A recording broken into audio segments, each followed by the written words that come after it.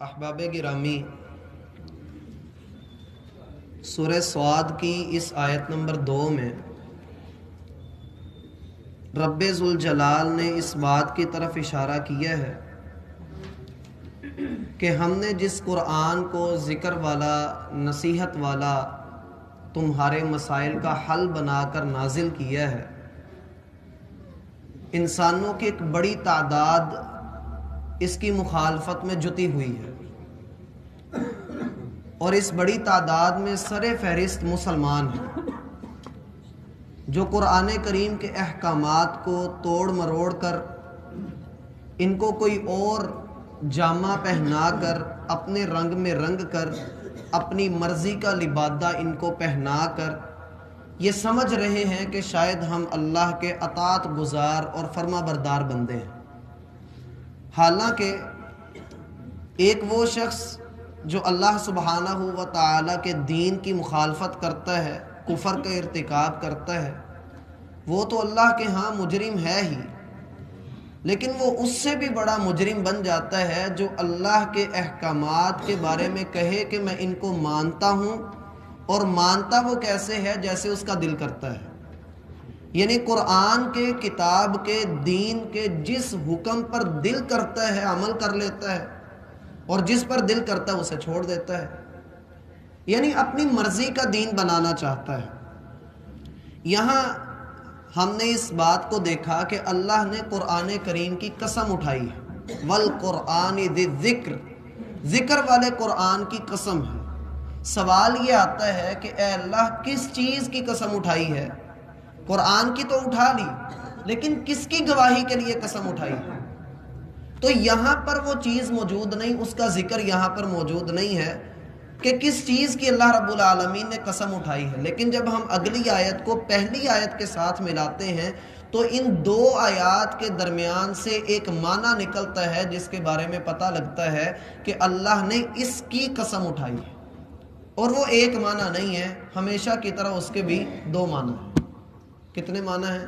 دو معنی ہیں۔ پہلا معنی یہ ہے کہ اے محمد صلی اللہ علیہ وسلم، کفار آپ کو جھٹلا رہے ہیں، آپ کی مخالفت کر رہے ہیں، تکبر کا اظہار کر رہے ہیں، اور آپ کے بارے میں وہ دنیا کو بھی یہی بتا رہے ہیں کہ یہ محمد صلی اللہ علیہ وسلم نعوذ باللہ جھوٹا ہے۔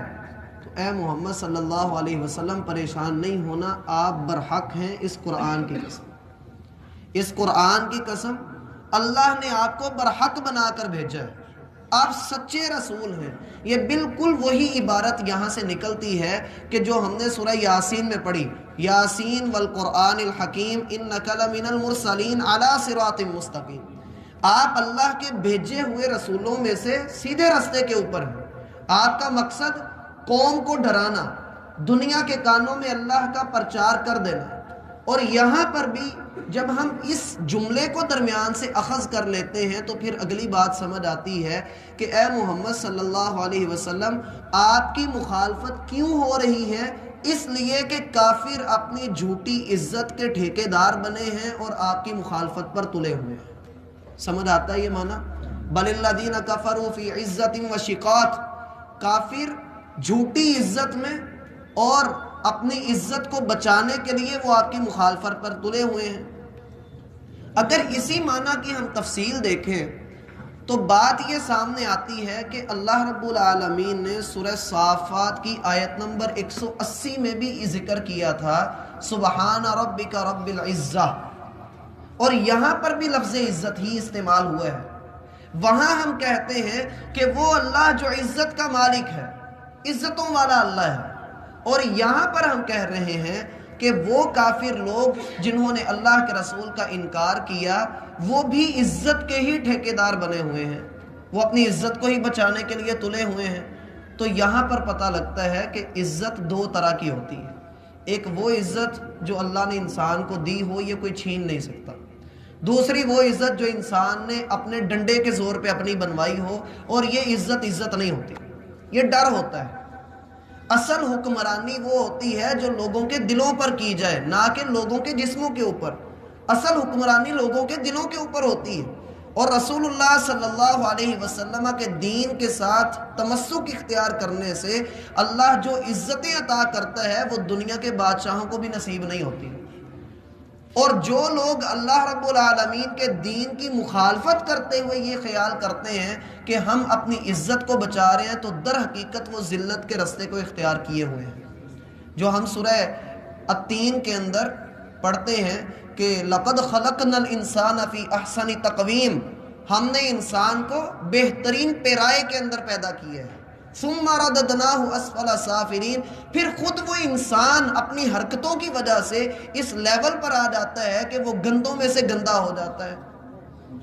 وجہ کیا ہے کہ انسان اپنی جھوٹی عزت کے نام پر اپنے ساتھ ذلت کا سودا کر لیتا ہے. اب اس عزت کی اگر بات کی جائے جس میں کافر پڑے ہوئے ہیں تو سورۃ البقرہ آیت نمبر 204 ہے. ابھی میں نے آپ کے سامنے اسے کھولا بھی تھا. اللہ رب العالمین فرماتے ہیں وَمِنَ النَّاسِ مَن يُعْجِبُكَ قَوْلُهُ فِي الْحَيَاةِ الدُّنْيَا وَيُشْهِدُ اللَّهَ عَلَى مَا فِي قَلْبِهِ وَهُوَ أَلَدُّ الْخِصَامِ. لوگوں میں سے کچھ لوگ ایسے ہیں، یہ کردار، ایک کریکٹر اللہ نے ہمارے سامنے رکھا ہے کہ دیکھو اس کی نشانیاں یہ ہیں. اس کی نشانی کیا ہے کہ يُعْجِبُكَ قَوْلُهُ، اس کی زبان سے بڑی اچھی باتیں نکلتی ہیں. مثلاً آپ کسی شخص سے بات کر کے دیکھیں، وہ نماز کے پورے فضائل آپ کو بتائے گا، آپ کو دین کی ایک ایک بات کے اوپر وہ اچھی خاصی بحث کر سکتا ہے. لیکن جب عمل کی باری آتی ہے تو وہ نظر ہی نہیں آتا. وہ نماز بھی نہیں ادا کر رہا، وہ نیکی کے کام بھی نہیں کر رہا، وہ اللہ سے دور بھی ہوا بیٹھا ہے. تو ایسے شخص کے بارے میں اللہ فرماتے ہیں يُعْجِبُكَ قَوْلُهُ، اس کی بات آپ کو بڑی اچھی لگے گی.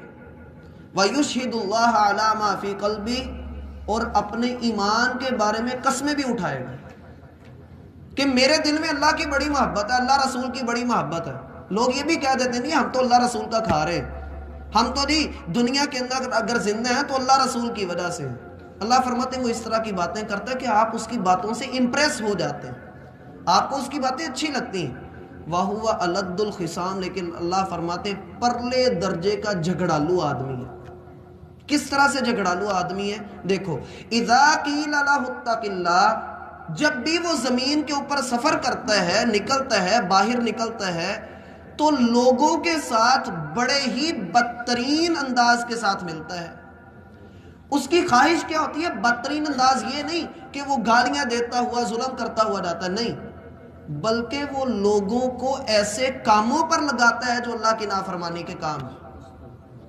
اور اس کو نام کیا دیتا ہے؟ بھائی دنیا کے ساتھ چلنے کے لیے یہ کرنا پڑتا ہے. جھوٹ نہیں بولو گے تو کاروبار نہیں چلے گا، انشورنس نہیں کرواؤ گے تو معاملہ خراب ہو جائے گا.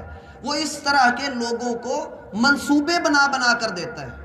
اللہ فرماتے ہیں جب اسے کہا جاتا ہے اتق اللہ، اللہ سے ڈر، یہ کام نہ کر، تو آگے سے کہتا ہے اخذتہ العزت بالاثم فحسبہ جہنم.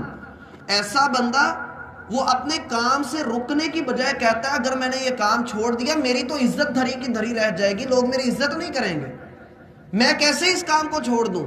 اور ویسے بھی میں نے کون سا کسی کو گناہ کے کام پر لگایا ہے، میں نے تو اس کو ایک دنیا گزارنے کے لیے، دنیا کے ساتھ چلنے کے لیے میں نے اس کو ایک بتی دے دی ہے کہ وہ اب اچھے طریقے سے چلتا جائے، میں نے تو اس کی اصلاح کی ہے. اللہ فرماتے ہیں یہی وہ لوگ ہیں جن سے کہا جائے اذا قیل لهم لا تفسدوا فی الارض، ان سے کہا جاتا ہے کہ زمین میں فساد برپا نہ کرو، آگے سے کہتے ہیں انما نحن مصلحون، یار ہم تو اصلاح کر رہے ہیں، ہم نے کوئی غلط بات کی ہے بھلا؟ ہم کون سا کوئی غلط بات کر رہے ہیں؟ اللہ فرماتے ہیں الا انہم هم المفسدون، یہی لوگ فسادی لوگ ہیں جنہوں نے زمین کا امن خراب کیا ہوا ہے. بل الذین کفروا فی عزہ، یہ اس عزت کا معنی یہ ہے کہ وہ اپنی جھوٹی عزت کو بچانے کے لیے کھڑے ہیں. اور اللہ کے رسول کے پاس آ کر ان کافروں نے کہا تھا اے محمد صلی اللہ علیہ وسلم، یہ کالے جسم والا بلال، بدبودار جسم والا صہیب، یہ غلام لوگ تیرے ساتھ ہیں، ان کو اپنے پاس سے اٹھائے گا تو پھر ہم تیرے پاس بیٹھیں گے. تو اللہ رب العالمین نے آیات نازل کر دی لا تطرد الذین یدعون ربهم بالغداة والعشی یریدون وجہہ. اے محمد صلی اللہ علیہ وسلم، جو لوگ دن رات اللہ رب العالمین کی رضا کے متلاشی ہیں، آپ نے ان کو اپنے قریب سے نہیں اٹھانا، آپ نے ان کو دور نہیں کرنا. اور یہ ابو جہل، یہ ابو لہب، یہ عتبہ شیبہ، بڑے بڑے سردار، یہ مکہ کے بڑے بڑے فرعون آپ کو جو مرضی کہتے رہے، ان کے پیچھے نہیں لگنا آپ نے۔ اور یہی بات یہاں پر کہی گئی کہ یہ اپنی جھوٹی عزت کو بچانے کے لیے ایسا کر رہے ہیں۔ انسان اللہ کی نافرمانی صرف اس لیے کرتا ہے جو اپنے آپ کو بڑا سمجھ رہا ہے، جس کی جیب میں 4 پیسے آ جاتے ہیں، وہ نماز نہیں ادا کرتا، دین سے اپنے آپ کو دور کر لیتا ہے اور یہ سمجھتا ہے کہ شاید میں کامیاب ہو گیا ہوں۔ سورۃ العلق میں اللہ رب العالمین نے اس کا نقشہ ذکر کیا ہے۔ اللہ فرماتے ہیں کہ علم الانسان ما لم يعلم کلا ان الانسان لیطغی، ہرگز نہیں، انسان تو بڑا سرکش ہے، اور رآہ استغنی، اپنے آپ کو دین سے بے نیاز سمجھتا ہے اور بھول کر بیٹھا ہوا ہے کہ اس نے اپنے رب کی طرف لوٹنا بھی ہے۔ قرآن کی چھوٹی چھوٹی آیات انسان کو بڑے بڑے حقائق سمجھا دیتی ہیں۔ مثلا اسی سورت کی اینڈ والی آیات میں سے ایک آیت ہے الم یعلم بان اللہ یرا، یہ اللہ کی نافرمانیاں کرتا ہے، منہ موڑتا ہے، دین کی مخالفت کرتا ہے اور اللہ رب العالمین کے دین کو جھٹلاتا ہے، دین سے اپنے آپ کو دور کر کے سمجھتا ہے کہ میں کامیاب ہو گیا ہوں، اس کی جیب میں دنیا کا فانی مال کیا آ گیا، یہ اپنی مرضیاں کرنے لگ گیا۔ الم یعلم بان اللہ یرا، اس کو نہیں پتا کہ اللہ اس کو دیکھنے والا ہے، اللہ اس کو دیکھ رہا ہے۔ کلا لئن لم ینتہ، اگر یہ باز نہ آیا، اگر یہ نہ رکا، لنسفعا بالناصیہ، ہم اس کے منہ کے بل اس کو زمین پر گھسیٹتے ہوئے اس کو جہنم کی طرف لے کر جائیں گے۔ جس چہرے پر یہ آج نازاں ہے، جس حسن و جمال کے اوپر یہ اکڑا پھرتا ہے، اللہ فرماتے ہیں ناصیۃ کاذبۃ خاطئۃ، یہ ایسی پیشانی ہے، جھوٹی پیشانی ہے، گندی پیشانی ہے، گناہ کرنے والے کی پیشانی ہے، جتنا مرضی خوبصورت ہو لیکن اللہ کے ہاں تبت یدا ابی لہب وتب ہی ہے، اس کے ہاتھ ہی ٹوٹنے، اللہ کے ہاں حسن کام نہیں آنا۔ فَلْيَدْعُ نَادِيَا، دنیا میں اپنے یاروں کو بلا لے جتنا بلا سکتا ہے، سَنَدْعُ الزَّبَانِيَ، موت کا وقت آئے گا تو عذاب کے فرشتے آئیں گے، اس اکیلے کو لے کر جائیں گے۔ اس لیے کہا بل الذین کفروا فی عزہ، یہ آپ کی مخالفت صرف اس لیے کر رہے ہیں کہ ان لوگوں کو اپنی جھوٹی عزت کی فکر ہے، وشقاق اور مخالفت میں پڑے ہوئے ہیں۔ مخالفت کس طرح سے ہوتی ہے؟ ظاہر سی بات ہے، جب بندہ اپنی جھوٹی عزت کو بچاتا ہے تو اسلام تو ایسی عزتوں کو ختم کرنے کے لیے آیا ہے۔ انسان کو انسان کی غلامی نہیں کرنے دینی، کوئی کسی کے آگے نہیں جھکے گا، اللہ کے سامنے جھکنا ہے۔ تو وہ اس جھکاؤ کو ختم کرنے کے لیے جب اسلام نے ایسے عقائد کے اوپر ضرب لگائی تو انہوں نے اللہ کے رسول کی مخالفت کی کہ کیا بلال اس صف میں ہوگا جس صف میں ہم ہوں گے، یا ہم بلال کے ساتھ کھڑے ہوں گے، ہم غرباء کے ساتھ کھڑے ہوں گے؟ یہ ممکن نہیں ہے، اور اس لیے اللہ کے رسول سے دور ہو گئے۔ اللہ رب العالمین ہمیں سمجھنے کی توفیق عطا فرمائے۔ اس کا جو دوسرا مطلب نکلتا ہے وہ انشاءاللہ اللہ نے توفیق دی تو ہم کل پڑھیں گے۔ سبحانک اللہم